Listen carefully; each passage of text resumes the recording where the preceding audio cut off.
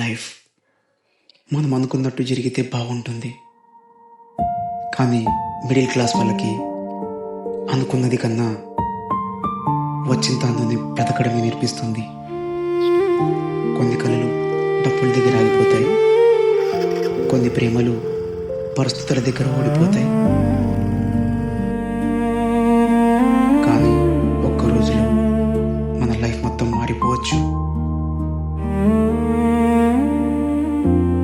నాకు అలాంటి రోజు ఒక్క బైక్ రైడ్తో మొదలైంది.